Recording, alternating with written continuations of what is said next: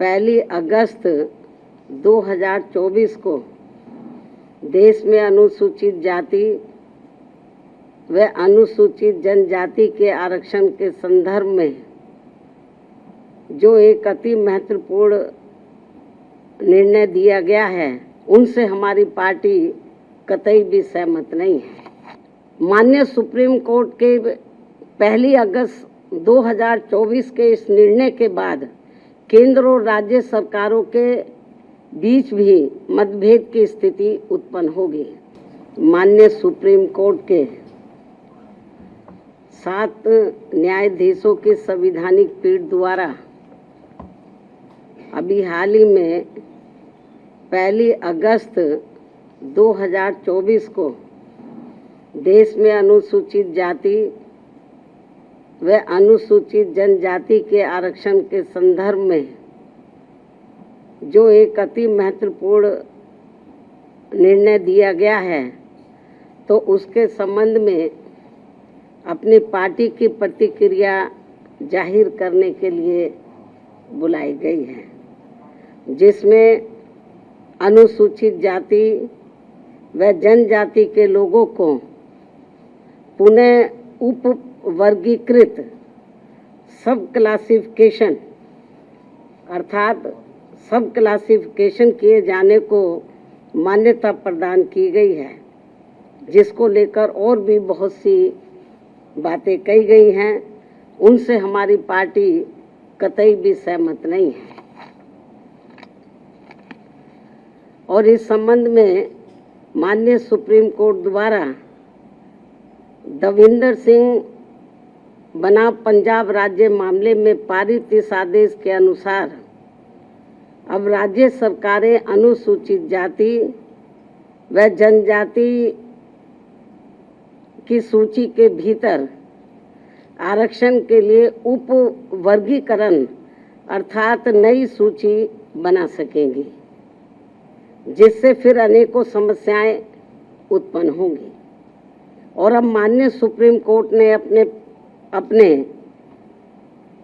पहली अगस्त 2024 के इस निर्णय से 20 वर्ष पूर्व दिया गया निर्णय, जो सन 2004 में 5 न्यायाधीशों की संवैधानिक पीठ द्वारा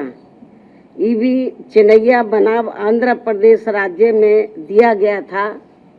तो उसको पलट दिया है, जिसमें अनुसूचित जातियों व अनुसूचित जनजातियों के भीतर किए जाने वाले वर्गीकरण को मान्यता देने से इनकार कर दिया गया था। और ये भी कहा गया था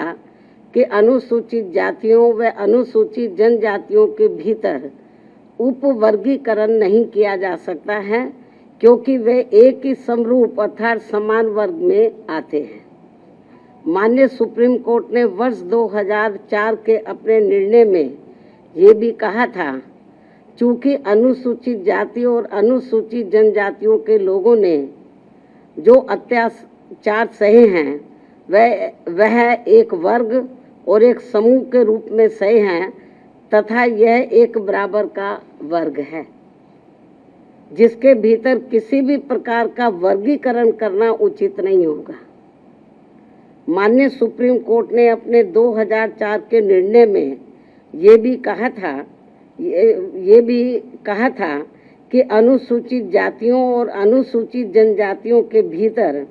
किसी भी प्रकार का उप वर्गीकरण भारतीय संविधान की मूल भावना के विपरीत होगा। माननीय सुप्रीम कोर्ट ने अपने वर्ष 2004 के इस निर्णय द्वारा समानता के अधिकार का उल्लंघन करने के कारण आंध्र प्रदेश सरकार द्वारा पारित आंध्र प्रदेश अनुसूचित जाति अधिनियम 2000 को भी रद्द कर दिया था। अपने 2004 के निर्णय में माननीय सुप्रीम कोर्ट ने ये भी माना था कि ये वर्गीकरण इन जातियों के भीतर अलग अलग व्यवहार करके समानता के अधिकार का उल्लंघन करेगा। और अब माननीय सुप्रीम कोर्ट के 7 जजों की पीठ ने पहली अगस्त 2024 के निर्णय से सन 2004 के निर्णय को पलट दिया है। जबकि इस निर्णय से अनेकों मतभेद उत्पन्न होंगे। माननीय सुप्रीम कोर्ट के 1 अगस्त 2024 के इस निर्णय के बाद केंद्र और राज्य सरकारों के बीच भी मतभेद की स्थिति उत्पन्न होगी, क्योंकि अभी तक केवल संसद के पास किसी भी जाति को या जनजाति को अनुसूचित जाति व अनुसूचित जनजाति में सम्मिलित करने या बाहर करने की पावर है, जिसे माननीय राष्ट्रपति द्वारा अपने आदेशों द्वारा क्रियान्वित किया जाता है और जिसे बदलने का किसी भी राज्य सरकार को अधिकार नहीं है। परंतु अब 1 अगस्त 2024 के इस निर्णय के बाद जहां जो पार्टी सत्ता में होगी वह अपनी अपनी राजनीति के हिसाब से अदलती बदलती रहेगी,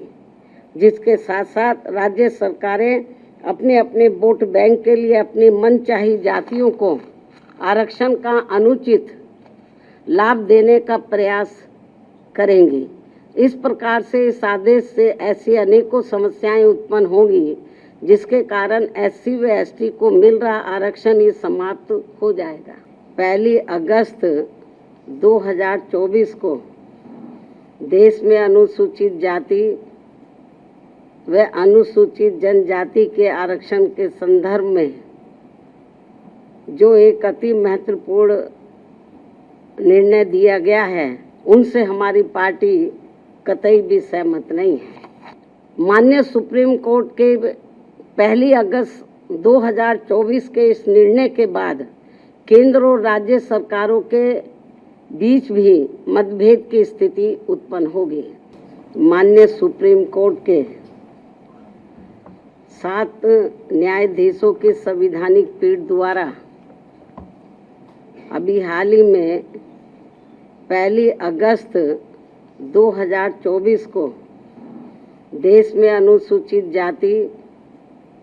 व अनुसूचित जनजाति के आरक्षण के संदर्भ में जो एक अति महत्वपूर्ण निर्णय दिया गया है, तो उसके संबंध में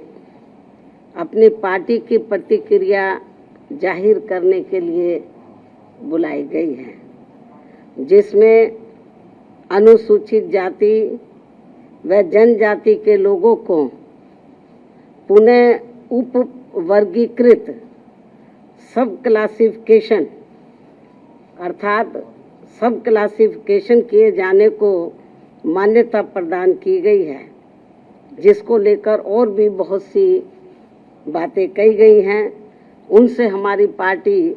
कतई भी सहमत नहीं है।